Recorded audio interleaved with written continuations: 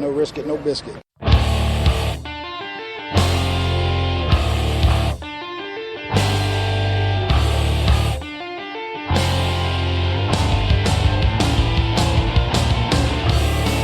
Arizona Cardinals fans, do you see red? Are you part of the Red Sea? Then you are listening to the show for you. A podcast for Cardinals fans, by Cardinals fans, with outsider and insider perspectives. It's time to rise up and see red. Hello and welcome once again to the latest edition of the Rise Up, See Red podcast. This week, coming after an Arizona Cardinals victory, finally. It feels like it's been a while. I'm your host, Jess from CardsWire.com, one of the sites that belongs to the USA Today, NFL Wire. And my co-host is Seth Cox from RevengeOfTheBirds.com, SB Nation's Arizona Cardinals site, and also one of the co-hosts for the NFL Draft Breakdown podcast. Seth, how are you on this Tuesday evening that we are recording?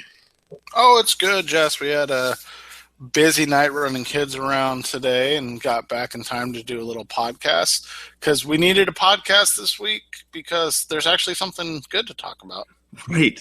This is not a doom and gloom podcast. I mean, we actually have some positive things to talk about. The Cardinals get a victory. They defeat the Washington Redskins 31-23 at home. Looking a lot like a 2015 team. Looking a lot like their 2015 wins.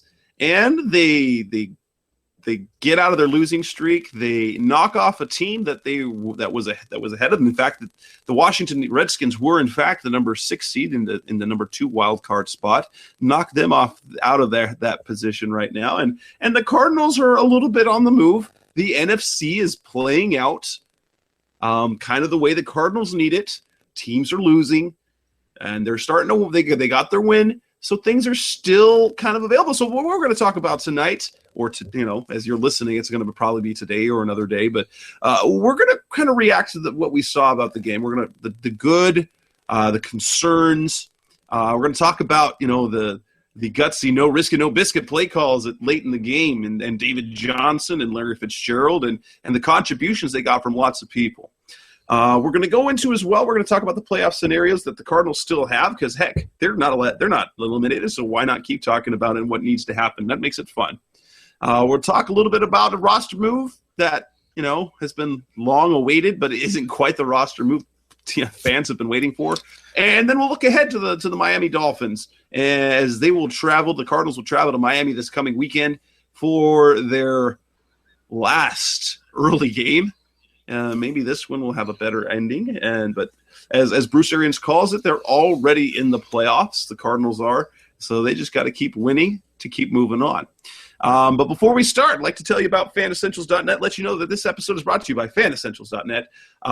For the sports fan, if you like getting Cardinals gear or any NFL team gear or even other sports they have, FanEssentials.net is the place for you. They will send you every month. You will get your team gear right at your doorstep. It's great for you, and it makes an even better gift for the sportsman that you know. So head on over to FanEssentials.net and check it out.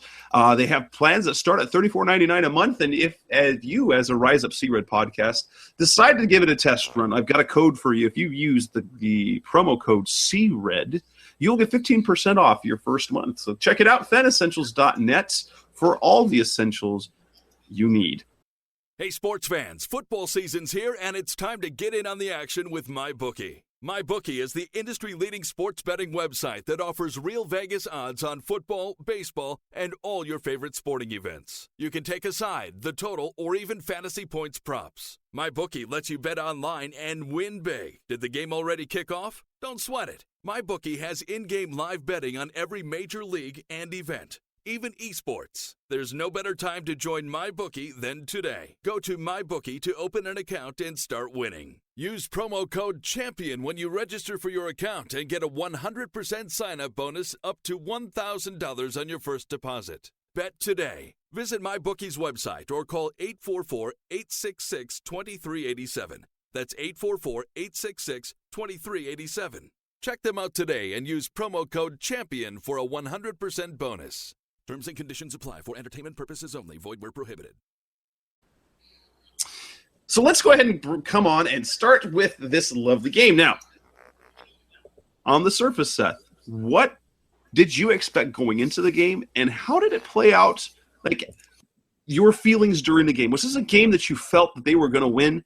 And did you feel like during the game that they were going to win?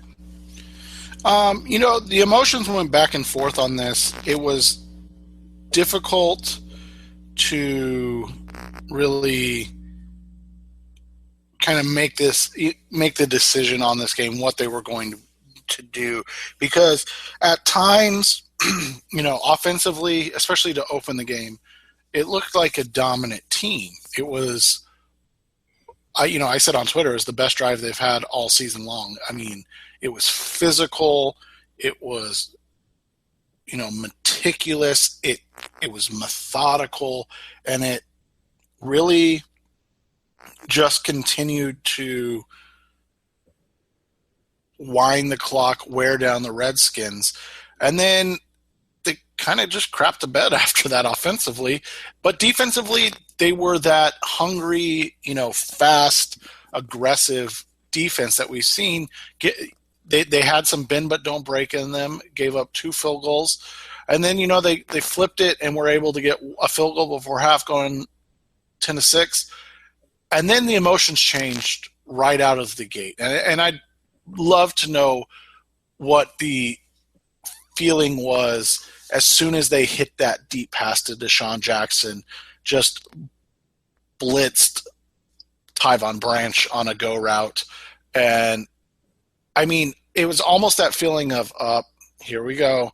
Like, the defense had done so much for the offense to start the game, and then they find a way to give up one big play, and then you thought, okay, well, they've stopped them the last couple of times, as they got down there. They'll stop them this time. And then, Washington just went and punched them in the mouth. The first run, I think it was a 6-yard run, and it took about 9 guys to tackle Robert Kelly. And then, Kirk Cousins just burrowed his way into the end zone. And you just kind of got that feeling of, okay, like, is this, if the Cardinals can't respond offensively on this next drive, they're probably done. And they responded. And so that was, that was great to see. It was something we haven't seen all season long. And then you kind of realize, okay, this is more of what we expected from this team this year. They rose above some adversity.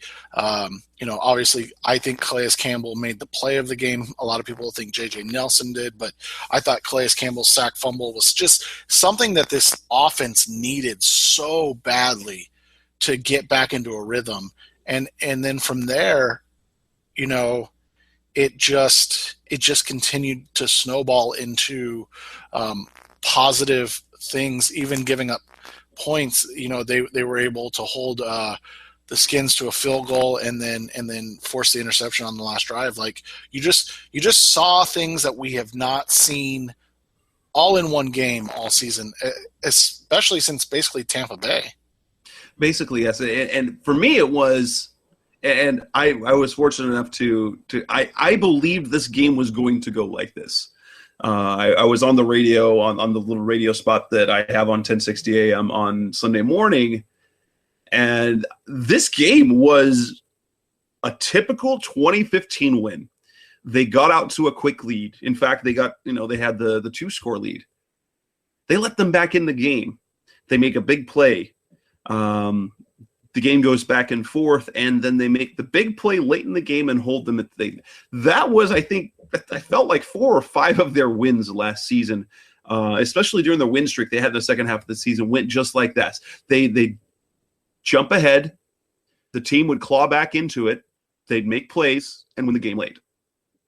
And that's the team we saw all year, even against subpar teams. Now, this Washington team is a quality team, especially offensively.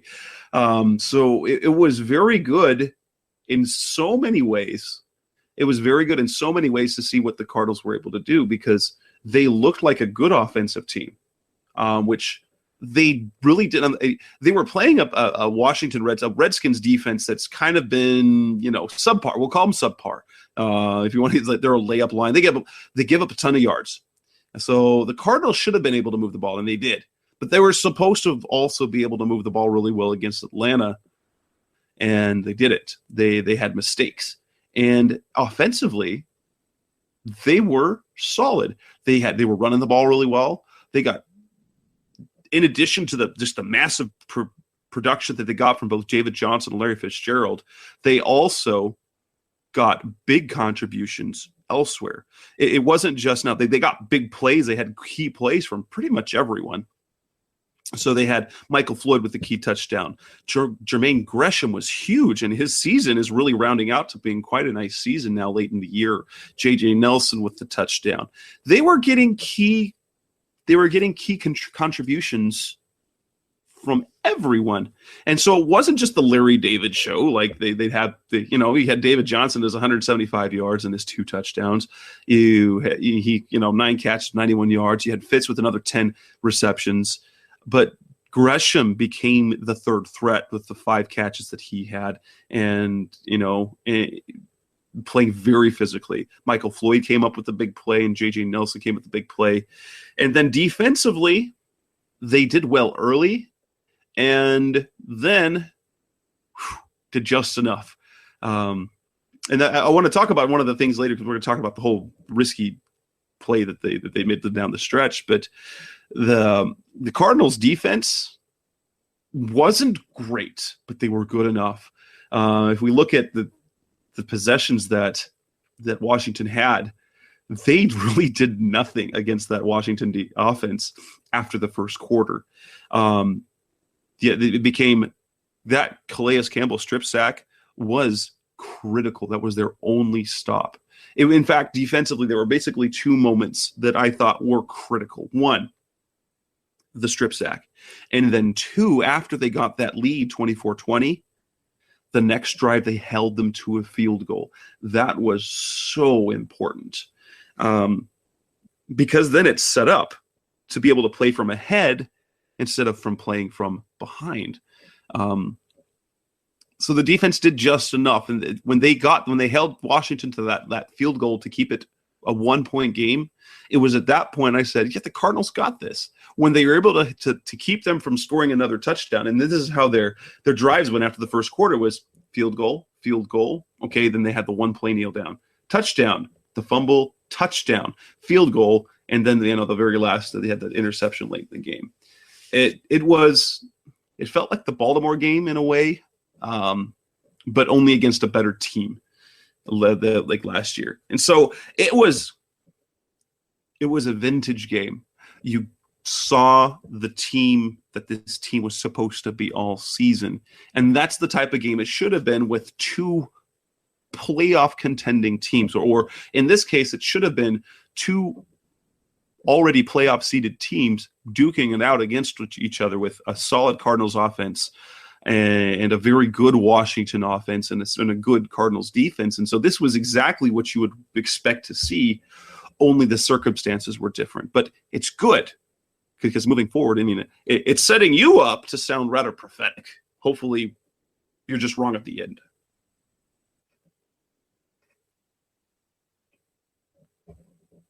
You're on mute still if you're talking. Oh, of course I am. It's been a while. Good work. Yeah. You look at it and you watch the game and you see just key instances of what this team is now in terms of offense. And, I still don't know what they are defensively. I truthfully don't, because they just look so dominant at times. And Patrick Peterson was completely – he just wiped out every receiver he covered. He wasn't covering Deshaun Jackson early, and, they go deep to Deshaun Jackson once and they bump him over, and all of a sudden you don't hear from Deshaun Jackson the rest of the game. Obviously, same thing with Pierre Garçon until they moved Peterson off Garçon. Like, you look at that, you look at Calais Campbell and the work he's done over, especially like the last 5 games, and just how good he's been. But offensively, I thought we got an idea of who they are. They are starting to understand that you can't trust anyone not named David Johnson or Larry Fitzgerald, and now Jermaine Gresham. And by trust, I mean like consistently trust, right? Like you can throw that deep pass to J.J. Nelson, and it's a coin flip. Like it's not a high percentage play. You can throw that touchdown to Michael Floyd, and it's a coin flip.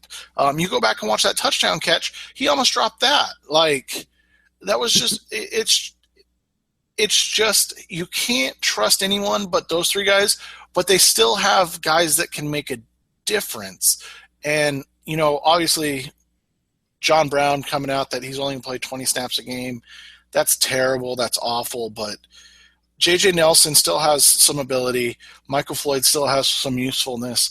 And I think Bruce Arians kind of finally figured out the reality of what this team is as opposed to what he wanted it to be or what it was. Yes, exactly. And the kind of the post-game comments that we heard is that Carson Palmer talked about the game plan, and they, look into the Pro Football Focus numbers. And one of the things I kind of like to see is, Carson Palmer had 46 pass attempts. He threw the ball a ton. Only 11 of those were not considered short passes, and that's very uncharacteristic of the Cardinals. Now, they still took their shots. I mean, they didn't have their six shots that that BA likes to use. They only had 3 really deep throws, but they only threw. That's the thing. They only had 8 intermediate passes, and maybe it was just for this game itself because they knew with their basically a makeshift right side of their offensive line, because you've got a tackle playing right guard.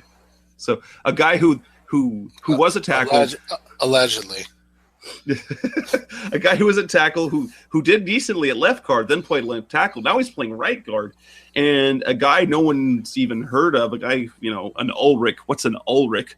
And now granted, they got DJ on the left side, so the left side of the offensive line looks solid, but the right side against a very good defensive front with Washington, especially when it comes to the pass rush, they've got really good edge players, really, really good edge players. And the game plan was, okay, we're going to get the ball to David Johnson, Larry Fitzgerald. We're going to throw a lot of short passes, and it was noticeable. They were getting the ball out quickly. I mean, there was a ton of tunnel screens. I mean, yes. just tunneling. I mean, it was just they're extensions of the run game. It's not even it's nothing but an extension of the run game, and it's amazing to see that evolution, but then it's also disheartening, maybe. I mean, you look at it and go, okay, why didn't we realize this 4 games ago? 3 games? And it was probably this. It was all about Carson Palmer's protection, because BA even said we had guys open down the field all night. They just weren't able to make the throws because if they were going to take those deep drops and knowing the physical, especially on the right side, the physical limitations of Wetzel and John, that Palmer's going to get himself killed. And so they mitigated that. I think they have really good trust on the left side of the offensive line. And with how the right side looks, with as many questions as there were about the right side earlier in the season, imagine now. There were questions when it was Evan Mathis and DJ Humphries. Now it's a John Wetzel and an Ulrich John. So you got a Pretzel and a guy that, why is his first name Ulrich? He's got a last name for a first name and a first name for a last name. Have you asked him that? No. What's an Ulrich? Hey, sports fans, football season's here, and it's time to get in on the action with MyBookie. MyBookie is the industry-leading sports betting website that offers real Vegas odds on football, baseball, and all your favorite sporting events. You can take a side, the total, or even fantasy points props. MyBookie lets you bet online and win big. Did the game already kick off? Don't sweat it. MyBookie has in-game live betting on every major league and event. even esports. There's no better time to join MyBookie than today. Go to MyBookie to open an account and start winning. Use promo code CHAMPION when you register for your account and get a 100% sign-up bonus up to $1,000 on your first deposit. Bet today. Visit MyBookie's website or call 844-866-2387. That's 844-866-2387. Check them out today and use promo code CHAMPION for a 100% bonus. Terms and conditions apply for entertainment purposes only. Void where prohibited.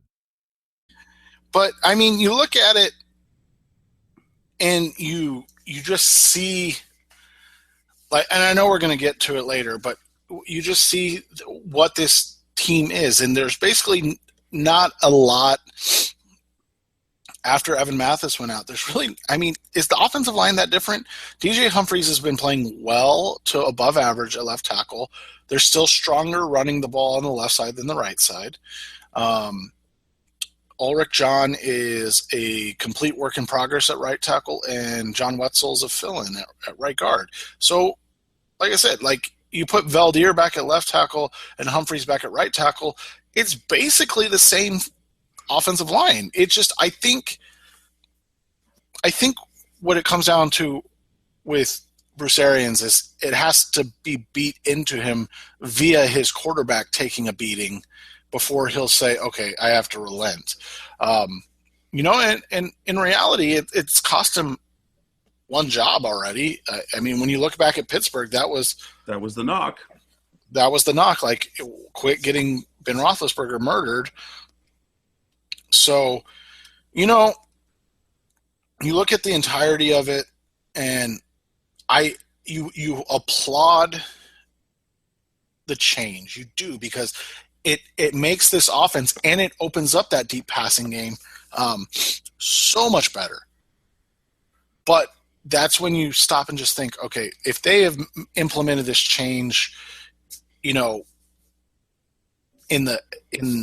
maybe the San Francisco game when Palmer didn't play, and then started to, really implement it with Palmer there, like how does the rest of the season turn out? Because now they look like an offense that can have continued success and not just rely on those, biscuit type plays to make their offense great. They have something that can be consistent outside of David Johnson getting the ball. And yes, and the threat of, and I think, maybe it's the Jermaine Gresham effect over the last couple of weeks. Because he's had 5 catches each of the past 2 weeks.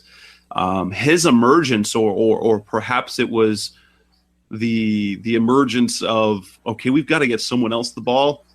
Floyd's not getting it done. JJ's a toss-up. He's Smoke. He can't get on the field. And so they're left with, well, who else are we? We've got Jermaine Gresham, this guy that had 50-plus catches for 5 straight years. and now he's playing the way they're playing. He's playing like that's a legitimate option. And he's that third guy. And when you get that third threat, it really changes things offensively. But let's talk about this. Let's talk about David Johnson, because what can we say about him? I mean, he picks up another 175 yards of offense. He scores another 2 touchdowns, 9 catches for 91 yards, and that's following his 8-catch, 103-yard performance in Atlanta. He's not only rushing the ball for a lot of yards, and he ran the ball extremely well, 84 yards and a touchdown, but now he's also getting receiver-type numbers. And the numbers we now look at, there are exactly 2 players in NFL history who have at least 1,000 yards rushing and 700 receiving yards through 12 games. Marshall Faulk, a Hall of Famer, and David Johnson. Johnson is flirting at this point now with the potential of hitting the 1,000-yard mark for both rushing and receiving, which would put him as the 3rd in NFL history. You got Roger Craig. You got Marshall Faulk. And if David Johnson joins that group, that's pretty amazing. Now, is there anything left that we can say about this guy? No, there's really not. And,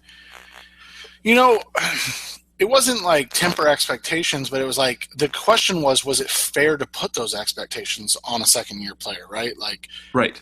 Nobody doubted that he could do it. It was just a question of, is it really, fair to expect him to do it in his second season in the NFL? And if we look at the history of the Cardinals, they've never, ever had a standout back that followed up a promising rookie campaign with a really good second year. Exactly. Every single time, it's been a disappointment. So you just, you look at it and you say, okay, like, what was this fair? Like, was this and now he's on pace, for 1,340 yards rushing and a cool 940 yards receiving. Like 20, just under 2,300 total yards of offense. Those are the numbers Andre Ellington were supposed to get in 2014. I know, right?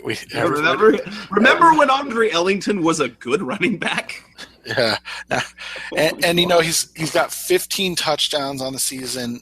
Again, is it fair to expect him to keep that pace? Probably not, but is he going to end up with 20 total touchdowns on the season? That's amazing. It's reasonable to think too in his second year, and he hasn't gotten the who's the best running back in the NFL. He doesn't. I mean, he gets a vote as the best running back in the NFL when we should be saying, is there a better player in all of football? I mean, it's crazy to ask, but. And that's where I'm at, like, with it. I don't care if you don't call him the best running back, whatever. I mean, it's semantics, but whatever. But he's been the best all-around football player in the NFL this year. You can not even say crazy to ask. It's not even homerish. I mean, you can say Ezekiel Elliott from just a pure running back standpoint has been better. But I mean, and you could probably say LaShawn McCoy's been, again, from a pure running back standpoint, been better. But nobody in the NFL carries their team offensively like David Johnson has to. And that's the reality at this point, is he has to. You take David Johnson off the Cardinals, I mean, they don't win against Washington. Do they have 4 wins on the season? I don't. Geez, especially, and I say that jokingly, but the back that Andre Ellington used to be, he's just not that guy anymore. No, as a running back, he's and I call me crazy. I totally see him. Like the Cardinals looking at him and say, okay, we're going to make you a receiver, because that's really all they try to do with him anymore. Even like his rushing attempts now are like the Percy Harvin, the Percy Harvin. He's in motion. They hand the ball off on the jet sweep. Instead of a traditional line it back 7 yards deep, he's always lined up as a receiver now. And it's almost like he's not a running back anymore. No, he's not. And he's not a good running back, even if he was, right? Yes, the guy that was averaging 5.5 yards a carry, that guy doesn't exist anymore. He's a negative 2 waiting to happen. It's almost. But imagine if he were the starting running back, if he were the feature back with this offense, how dreadful this offense would look right now. Exactly. So, you look at it and it's just one of those things. Like, I honestly think if the Cardinals weren't drafting 12th overall at this point, we'd be having a more serious conversation about him as the MVP of the league. But the reality is, it's impossible for a team that's 2 games out.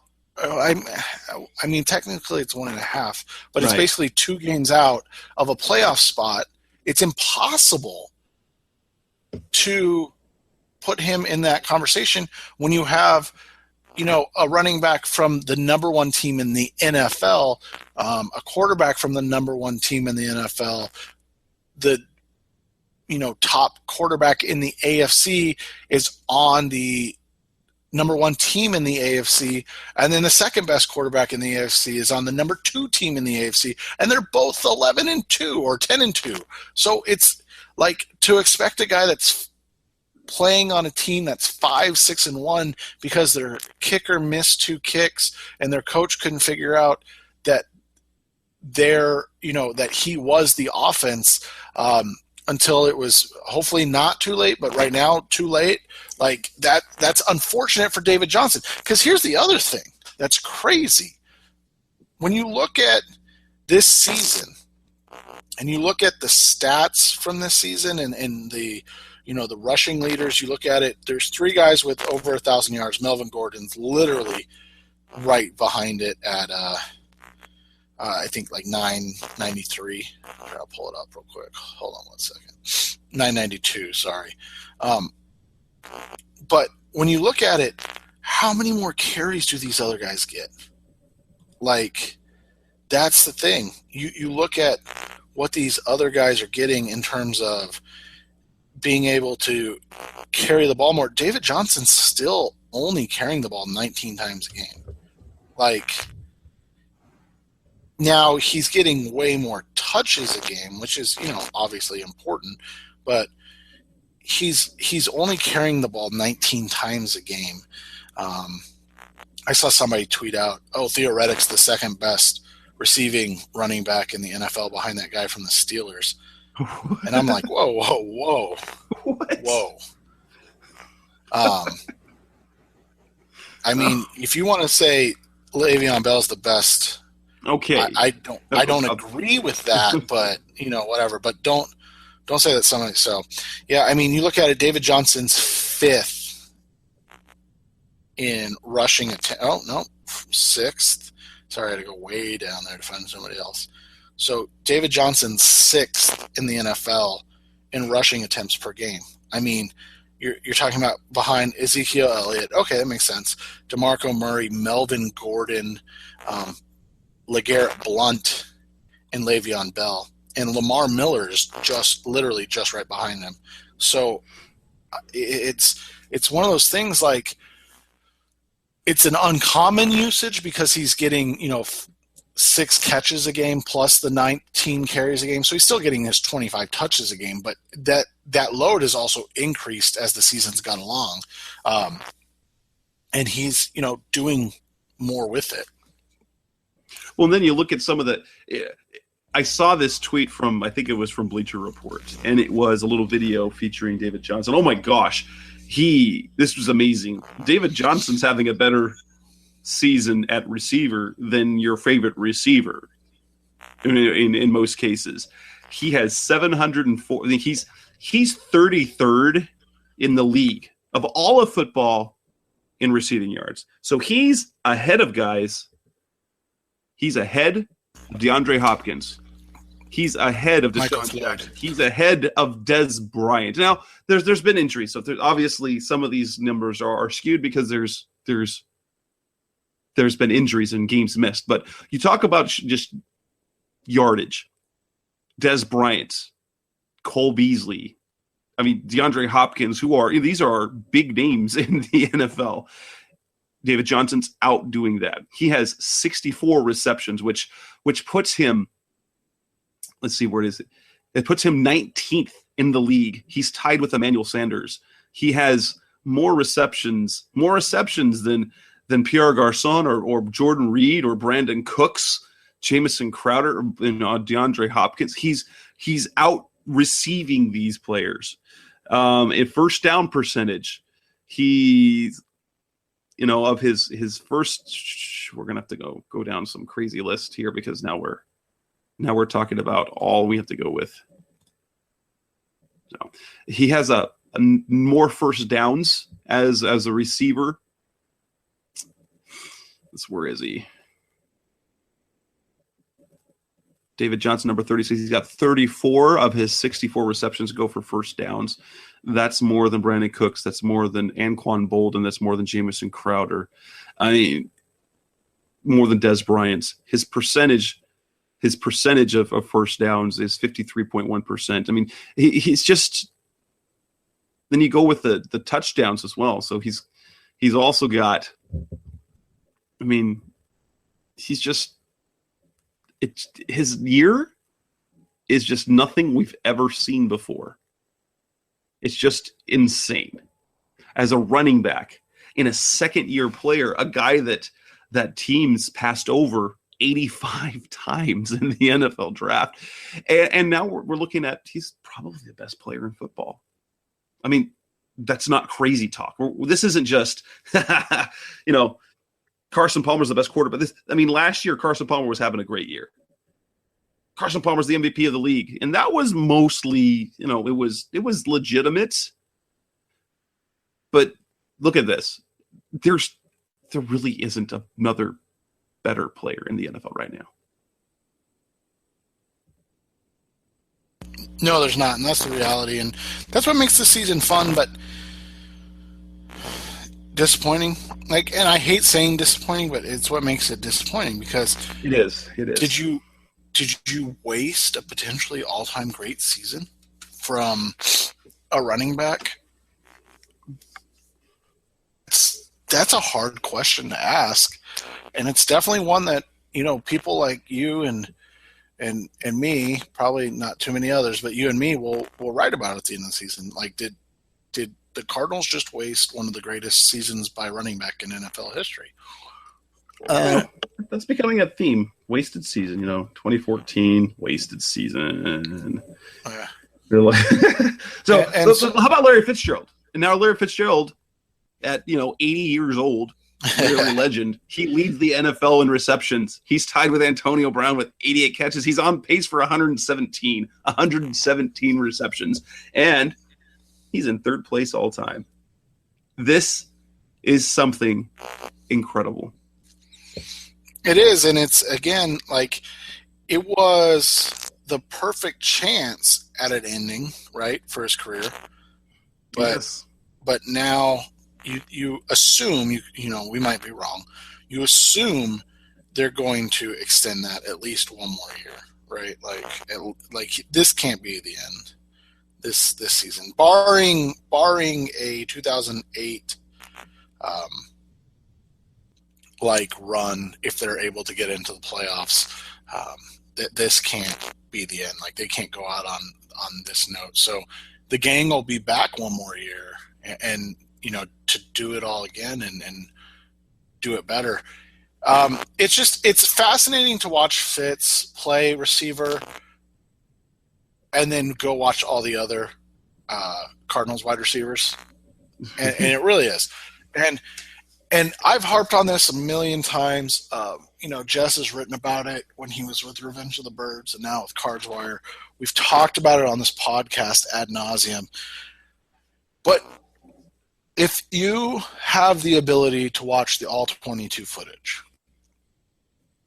do so. And just watch Larry Fitzgerald work routes. And then go watch Michael Floyd or J.J. Nelson or these other wide receivers work their routes. And you'll understand why Larry Fitzgerald gets, 9 catches a game? No, 7 catches a game. You'll understand why he gets 10 targets and 7 catches a game. Because he's the only one that consistently understands how to win. He's the only one that consistently wins short, medium, and long. And you put the ball anywhere within his vicinity, and he's the only one that you can consistently rely on to make a catch. And it's amazing to see, but it's also so disheartening and frustrating that none of these young guys, and we can take John Brown out of it at this point. We don't know, just based on the fact that he's not going to play more than 20 snaps a game. We don't know if he's a guy that they can rely on ever again. Right. He's now playing the J.J. Nelson role. What we have right. J.J. Nelson doing this year. And so now all of a sudden, like, I don't know if you read it today, but SB Nation's Dan Kadar, I don't know how they pronounce his name, from Mocking the Draft, did his mock draft, and he mocked John Ross, wide receiver out of Washington, to the Arizona Cardinals. One, Jess and I have had this conversation. I don't know if Bruce Arians will draft a wide receiver in the first round. I just don't think that's an Arians-based philosophy. But two, how bad is it that that's where the Cardinals are with their wide receiver corps? Like, Jeez. Literally every publication came into this season. Every football outpost came into the season, including Cards Wire and Revenge of the Birds, with the thought and written down that the Cardinals wide receiver group was top 3 in the NFL. Oh yeah. And now you're talking about having to, draft somebody in the first round that can make an immediate impact because the only reliable player they have is Larry Fitzgerald. And again, this isn't a shot at Larry. It's fantastic. That's so awesome that Larry has continued to be great into his 30s. But it's so frustrating that that's where you're at based on what the expectations were coming into this year. Yes, that's been perhaps the biggest disappointment or biggest mystery of the year is like, how in the world did this happen? How in the world did this happen with the receivers? But there was something that everyone's been talking about, and this is that, look, we haven't gotten to it yet. This is now the type of stuff. It's at the end of this game, the end of the Redskins game. This no risk it, no biscuit, the 4th and 1 on their own 34. They decide to go for it instead of punting the ball away. They're up by 1 at the time. They go for it. Conventional wisdom says punt it 100% of the time. I mean, was Arians stupid? I mean, the result says he was a genius, but really, was he stupid? No, I mean, I talked about this afterwards. I didn't really think it was that gutsy of a call. Maybe I'm crazy, but you're thinking to yourself, all right, David Johnson's basically been the best player on the field in this game. The left side of your offensive line is fantastic at run blocking. And so you look at it and you go, okay, well, this is a time to pull back and kind of, or not pull back, but, kind of ride this team and see what they're made of. And based on their personnel and everything, like, I wasn't thinking to myself, oh, wow, this is a ballsy call. But now it's everybody's talking about how ballsy it is. It's, maybe it was ballsy. So at the moment, for me, it was, but I actually wrote about this. I wrote about this yesterday on Monday. And, if you look at it, it's kind of taking the same train of thought as you. It wasn't as risky as you thought, because take a look at the option. Because, one, it wasn't a full 1 yard. It was like, what's about half a foot? Yeah, it was. Or a foot and a half, I mean. Right. It was maybe half a yard, maybe. Because David Johnson, he almost got the first down the previous play. So here's the situation. The Cardinals are up by 1. There's 3+ minutes left in the game, and you either punt the ball away. And here's why it's not really a risky call. It's because it's like, what's the bigger risk? Running the ball with the best running back in the NFL behind their best run blocking areas, including who Mike Upati is still one of the best one-on-one run blockers in the NFL, to pick up half a yard. Or, on the other hand, have Drew Butler punt it and expect a defense to keep the Redskins within, on a drive of less than 40 yards, which they hadn't done, with the exception of the strip sack. Every single drive outside of the first quarter went at least 40 yards. So, and I broke it down like this. if you can expect, so if let's just assume a 40-yard net punt from Drew Butler, which, by the way, can we ever assume a 40-yard net punt from Drew Butler? No, let's go with his career average. With 35. 33.1 yards. And so they're kicking from the 34. They get the ball at the 40, but let's say the 40-yard line. They hadn't stopped. All they need to do, because Dustin Hopkins had just hit the front field goal from 53 yards and he nailed it. So really at that point, they need to pick up 25 yards. The Cardinals hadn't stopped them for less than 40 in any drive except for the strip sack drive. So what was a bigger risk? Giving it the ball to David Johnson or having Drew punt it and a defense stop the Washington offense, which they hadn't really stopped in the second half?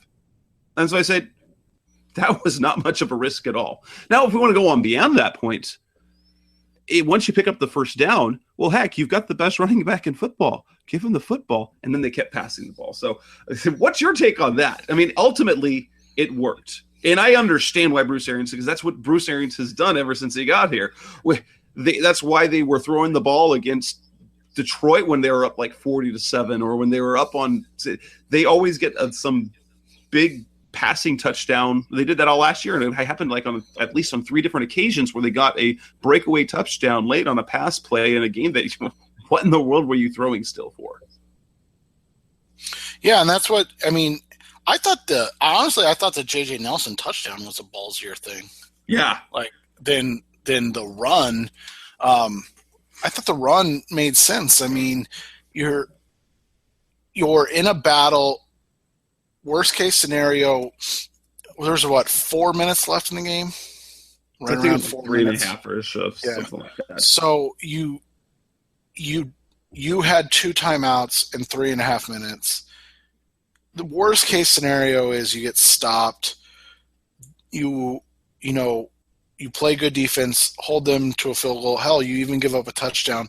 You probably still have 2 minutes and 2 timeouts left, or the 2-minute warning and 2 timeouts left if it's a quick thing.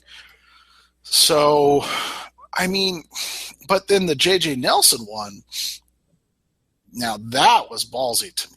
And it wasn't ballsy in the sense of I can't believe he went for a touchdown. It was ballsy in the sense of, and I know it was 2nd and 5 or whatever, so it was probably the best down to do that, but it was ballsy in the sense that you threw into double coverage to a 5'9", 127-pound wide receiver, and you didn't even get the ball out far enough, so he kind of had to come back to it.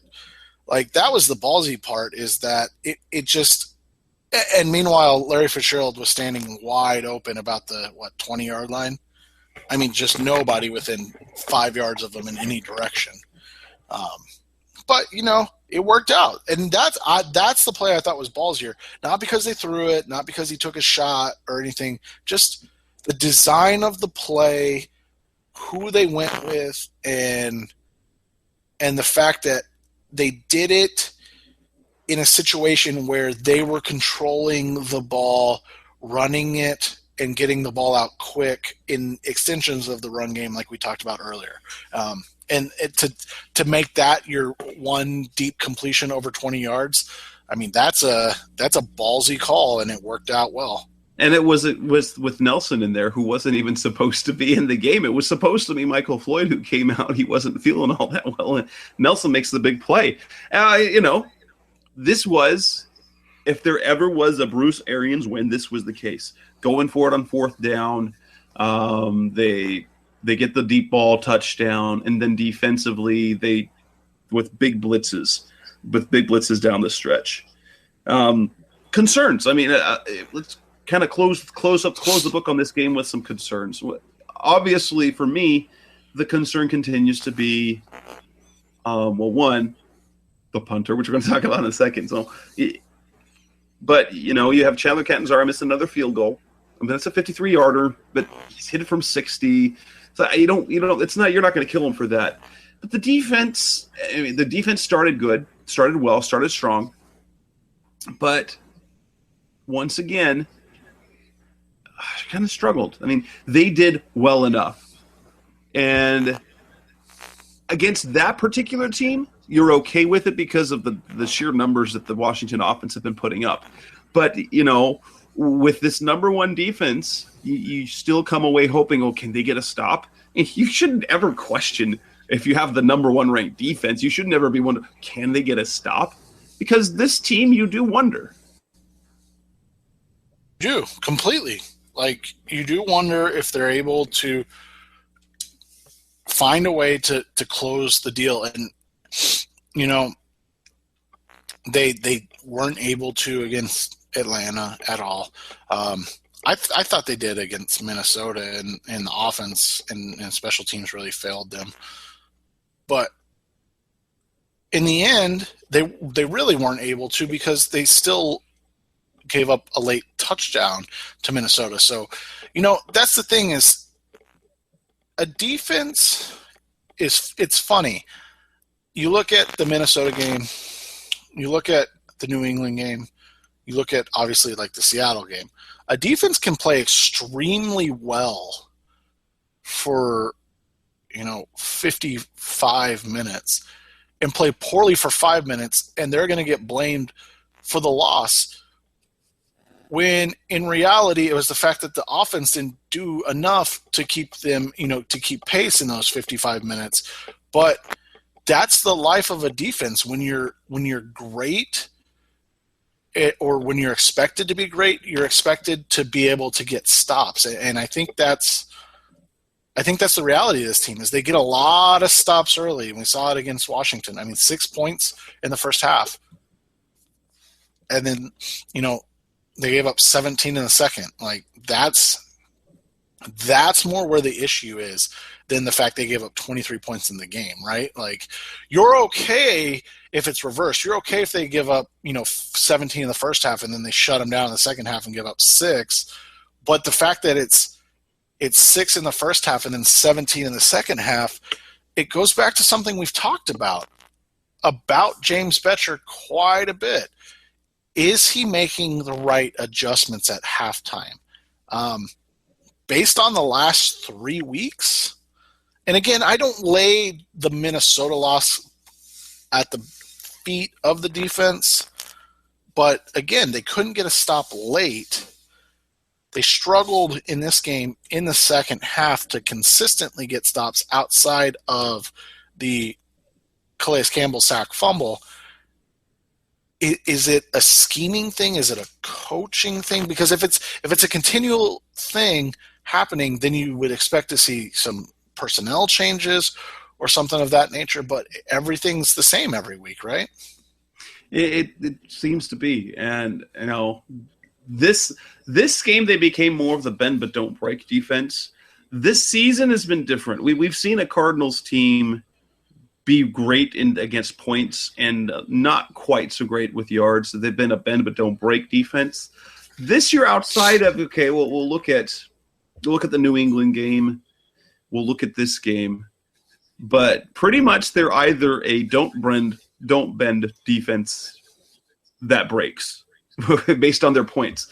So they're either going to stop you with like a 3 and out, or they're going to give up a big play, or what's going to happen is that the offense will put them in a bad situation where they give up a big touchdown, but it's not a huge amount of yards because they got the ball on the Cardinals side of the 50.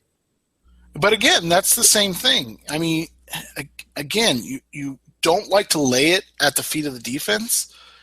I mean, for instance, go back to the Seattle game. The defense didn't allow them across the 50-yard line literally the entire game. The offense and special teams allowed them to get past the 50-yard line at the end of the game, and the defense couldn't do enough. They got that sack, and they had them in 3rd and 20, and then it was 3rd and 23, and then they picked up 13 yards, and then it was a 40-yard field goal that Hauschka had to kick instead of a 53-yarder. That's the type of little stuff in a season that ends up costing you games. And is it fair to lay that at the defense? No, not at all.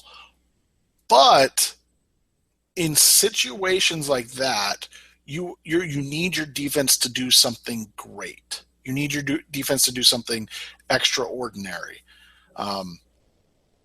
We see defenses like Seattle, obviously, Denver last year, KC this year, for instance, in the Atlanta game. I mean, did KC's defense have a good game against Atlanta? No. No, but they came up critical plays. Eric Berry, oh my gosh. But they made the play that mattered the most. And that's where I think the disconnect is this year. Is that and the Cardinals got the one play. It just wasn't, late in the game. It wasn't super late in the game. No, but they got the strips with it. I thought it was important because yes. So Washington came out and scored, right? They came out and scored with ease. The Cardinals came back and had to punt quickly. This could have been sideways quick. You figure Washington was up 13-10. It was the missed field goal. It was the missed field goal on that one. Was that the missed field goal? Yeah. Okay. So the missed field goal, it could have gotten sideways real quick after that. Yes. And Calais Campbell, responded. The defensive leader, came out and made a play that, perhaps saved the season. And that's what you don't see enough from the Arizona Cardinals this year on defense. Like you said, statistically, really solid. But in plays that matter, and maybe that's harsh, but in plays that matter, right? Right. They are still they still give up 5-11 on third down. So they still converted on almost 50% of their third downs. And that was mostly a case of the second half. In fact, let me pull up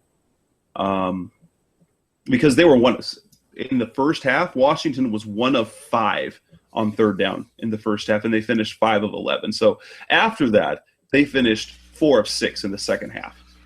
It goes back to what we just said. Is it a coaching issue or is it a player issue? And quite honestly, player issues are coaching issues. Exactly. Like if it's a player issue, then make a change, because there haven't been any changes made. So if it is a player issue, make a change so we can see something different and changing. We haven't seen that at all. And so that's where the question comes in, right? Like, okay, what is this? Like, what's going on? Why aren't you guys, it's like that meme that you see where the guy's poking the animal and you say, and stay and do stuff. Like that's what you're waiting for every week. Hey, do stuff. Like stop just laying there. So it's just one of those things. Like you're waiting, and I don't know. It's just been a frustrating. So yeah, I think that's the one concern you have with the defense. Offensively, we haven't really seen it enough to be concerned or excited. I don't think. I mean, what do you think? Yeah, it's still inconsistent. It's just too inconsistent. And it's too fresh. We don't know yet. If we can see the same sort of performance this next week and the week to follow, if they could string the 2-3 weeks together looking like that offensively, then we're like, okay, then they've got a chance. And then maybe heading into Seattle, they've got a shot. And that's what you want, right? I mean, you just want a shot. You want Seattle to matter. You want that Seattle game to matter. But you want more than that. You want it to matter, and you want them to win. Well, you want them to win, but like you don't want to go up there knowing that it doesn't matter, because we've seen what happens with Arizona Cardinals teams in Seattle when it doesn't matter. They just get killed. So that's what you want to see. So let's turn the page. Next up on Rise Up Sea Red, where we're done talking about the actual game, we're going to talk about a couple of things. We're going to talk about a punter move that's not really a move yet, playoffs, and then the Miami Dolphins. Hey, sports fans, football season's here, and it's time to get in on the action with MyBookie. MyBookie is the industry-leading sports betting website that offers real Vegas odds on football, baseball, and all your favorite sporting events. You can take a side, the total, or even fantasy points props. MyBookie lets you bet online and win big. Did the game already kick off? Don't sweat it. MyBookie has in-game live betting on every major league and event, even esports. There's no better time to join MyBookie than today. Go to MyBookie to open an account and start winning. Use promo code CHAMPION when you register for your account and get a 100% sign-up bonus up to $1,000 on your first deposit. Bet today. Visit MyBookie's website or call 844-866-2387. That's 844-866-2387. Check them out today and use promo code CHAMPION for a 100% bonus. Terms and conditions apply for entertainment purposes only. Void where prohibited. We're back on Rise Up See Red. Cardinals made a move at punter, but they really didn't make a move at punter, if that makes any sense. Drew Butler, not very good again during the game. It's finally getting attention. Steve Keim says he's definitely not happy with the way that Butler's been playing. They brought in a guy, Matt Weil, a guy that we saw with the Falcons, who stepped in for Matt Bosher when he was hurt for the Falcons. Boomed a couple of, he punted a 59-yarder, a 57-yarder, did kickoffs. The Cardinals brought him in, and then they weren't quite gutsy enough to just sign him. They signed him to the practice squad. So what's with that? I just think I don't know. Like you talked about it a little bit. They don't have to cut anybody to bring him into a tryout. I get that.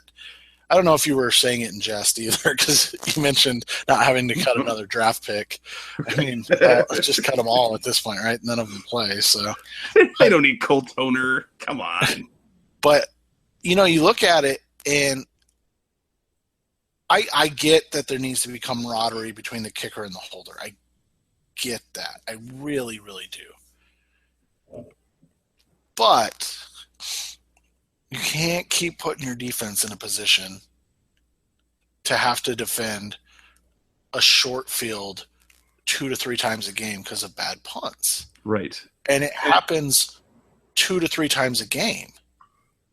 It's maddening. And the love affair that this coaching staff has with Drew Butler, and I will be the first. I am loath to call for replacing a player on the roster. That's a man's job. It's a man's livelihood. So I'm loath to say cut him.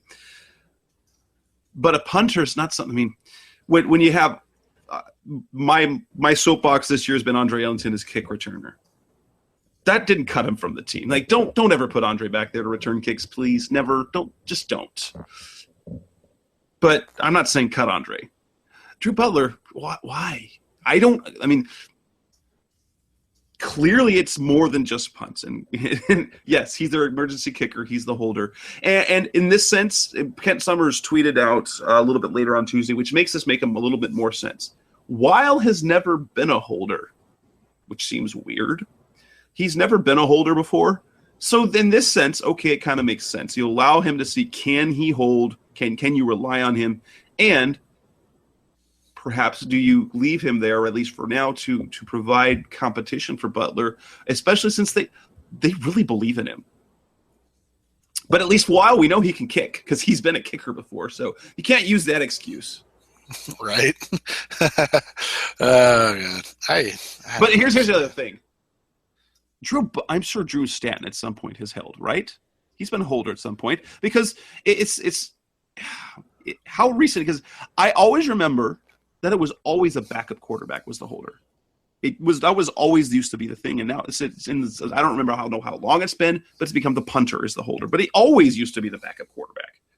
Drew Stanton's held for punts, for kicks, hasn't he? At some point in his life, you would think so. I just like, but maybe not, because he was a starter in college and things but like here's that. The other thing, right? So like, you need that camaraderie, like that was Kent's thing or whatever. You need that trust or whatever. Yeah. Whatever Kent said, it was very enlightening, and I'm not making light of it at all. But here's the other thing: your kicker hasn't exactly been good either. So, why are we, why are we catering to a kicker that hasn't, like, if this has been, who's Adam Vinatieri this year, and made 43 in a row. Okay. You don't mess with that. Yeah, I get that. Like, that's a strong point. But Chandler Catanzaro hasn't exactly endeared himself to guys or to the team this year, to the fans this year especially. So why are we protecting him? Like, why are we saying, well, Chandler can't, we got to make sure it works with Chandler. I just thought that was funny. So that was just me, though. Yes. So we've got it. So we've got two punters on the roster again. Too bad the Cardinals couldn't have thought of bringing in a punter before that they could put on the practice squad instead of cutting Marquis Christian. That might have been a good idea. Yeah, they could use a safety right now. No, come on. Well, and I chuckled, and you never chuckle because of when somebody goes down, but I chuckled because Tony Jefferson and DJ Swearinger both went down for a play, just one play, but a play in the game. And my dad turned to me and goes, "Oh, good thing we don't have Marquis Christian anymore." And I just chuckled at that because it's like, yeah, because they didn't need him. Yeah, so and honestly, they didn't end up needing him, but it was one of those things it's one of those things you forget about, right? Like, oh yeah, they had another player this year that could have probably maybe made an impact. So, anyways, yeah, whatever. So let's talk about the playoffs. The Cardinals now, the NFC was, for the most part, agreeable. The NFC was almost completely agreeable to the Cardinals' needs this past weekend. They improved to 5-6-1. They were the 12th seed. The Saints lost and the Eagles lost, and now the Cardinals are in the 10th spot. However, they did not get help from the Packers or the Buccaneers, because the Buccaneers are now in the playoffs, which doesn't make any sense because we killed them. Right? This is it's one of those years. It just nothing makes sense. It doesn't make sense in the NFC. But here's the thing. Obviously, there's nothing that the Cardinals can do this week to be in the playoffs, to actually put themselves in the wild card. But for the most part, the mantra is what Bruce Arians said, hey, we're already in the playoffs. Because they are. Because if they lose, they're done. They win, if they keep winning, it looks really favorable that they do make the playoffs. Because if they keep winning and they end up 9-6-1, they're likely going to be ahead of Green Bay. They're likely going to be ahead of Minnesota. They're going to be ahead of Washington. And they're going to be ahead of Tampa Bay. Now, they're going to end up being a number 2 wild card, and they're going to have to play. They're going to have to travel to Detroit or travel to Atlanta or travel to Tampa Bay. Or however that. Or if Detroit wins out, and the Cardinals win out, they're going to travel to Seattle. No, I don't want that to happen. But think about that. I mean, Detroit's lost 4 games.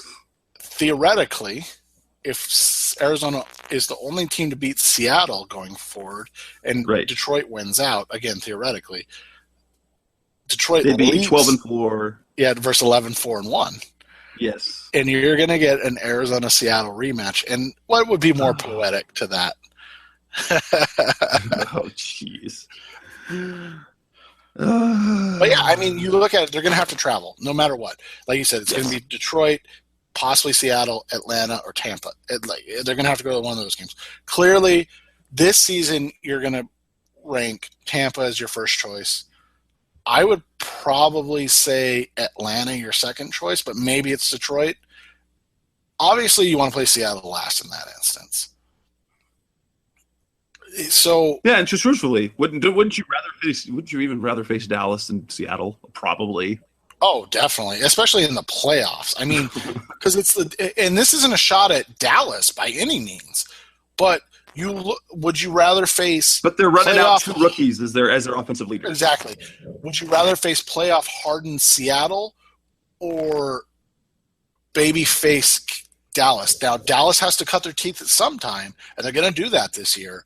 But wouldn't you rather get them early than late? Like, that's just, I mean, it's not going to happen. Like, I don't see any way Dallas loses their next 4 games to drop out of that top 2 seed.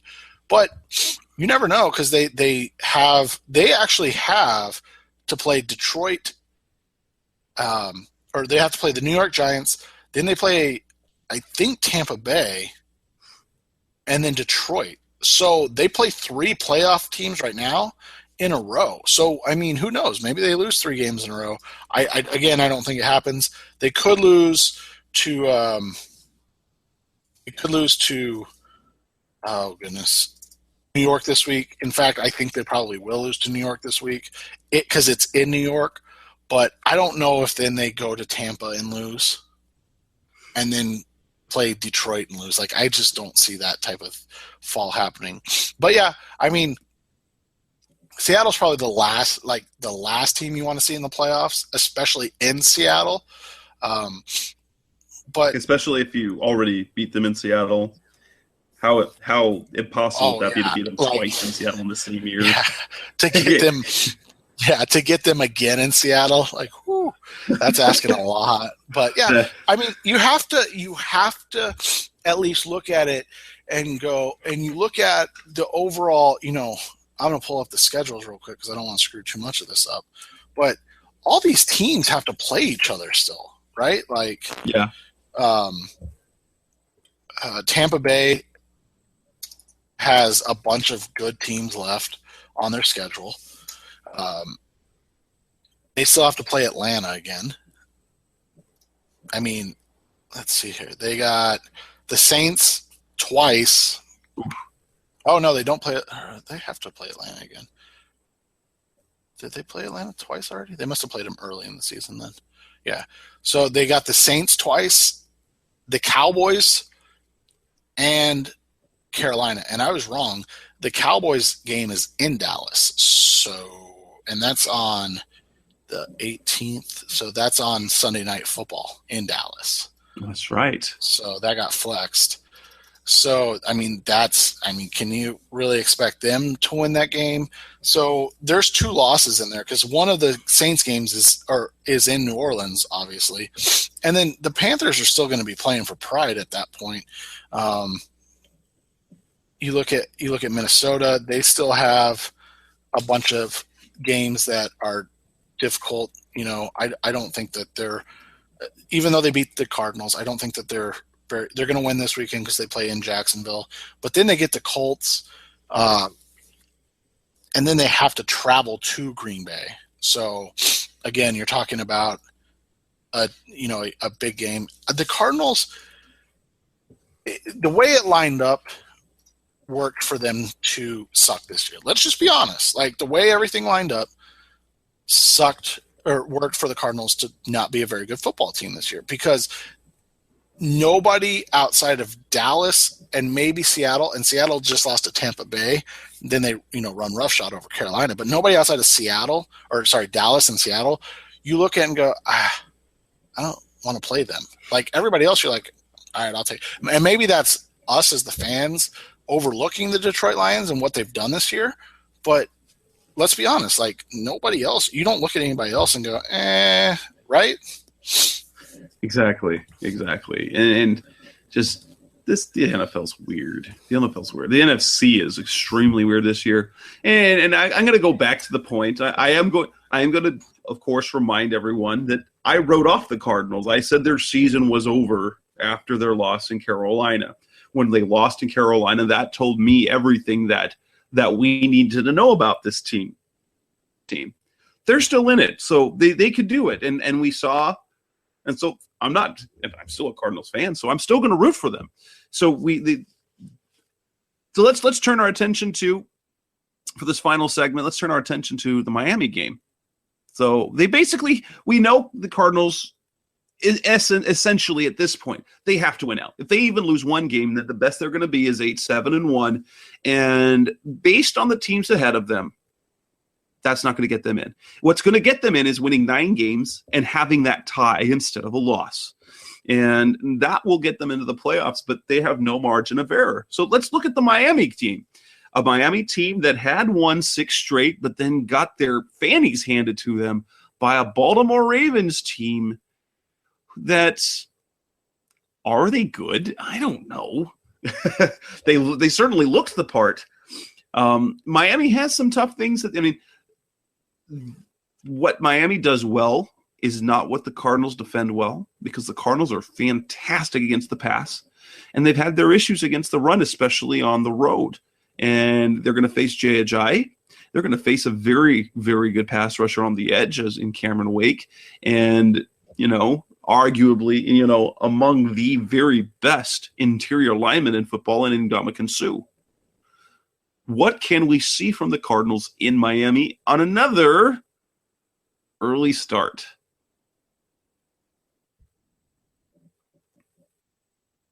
I think the first thing we have to see is that you have to see them control the game. They have to control the tempo of the game. And quite honestly, as much as I've, berated the passing game, I think they have to make this up tempo. They cannot let Jay Ajayi, who has been a revelation this season after last season, and then the early season debacle. They could not let Jay Ajayi dictate the pace of this game. However, he's run for all the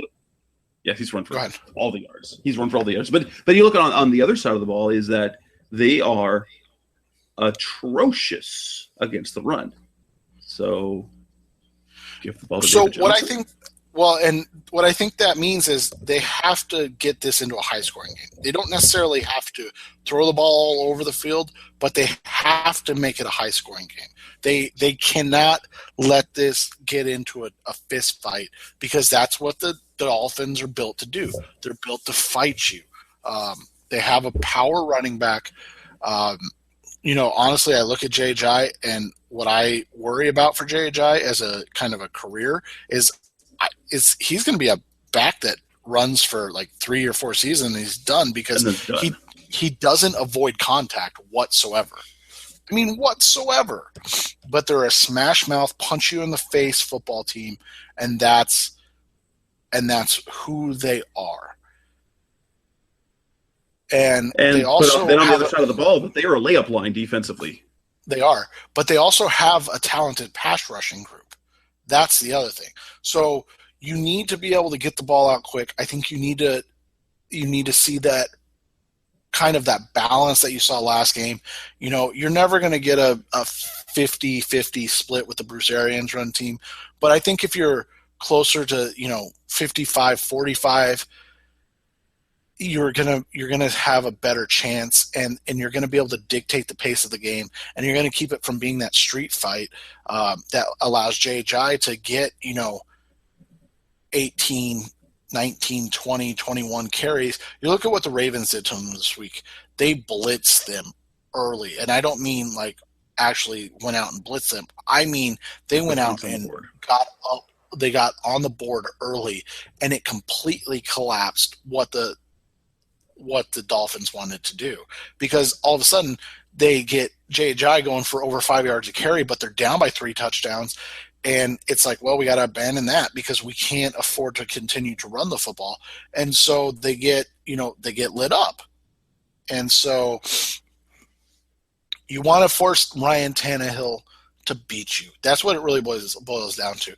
So however you have to go about that on offense, that needs to be the focus on the defense, is make Ryan Tannehill beat you. Because I can promise you this, and I know the 49ers held him to 2.5 yards a carry, but I can promise you this, they're not going to stop feeding Jay Ajayi. He got 18 carries against the 49ers, averaging 2.5 yards a carry. It's like the anti David Johnson. Like if the run game's not working, we're we're still going to run J.J. into this wall. You look at his big games.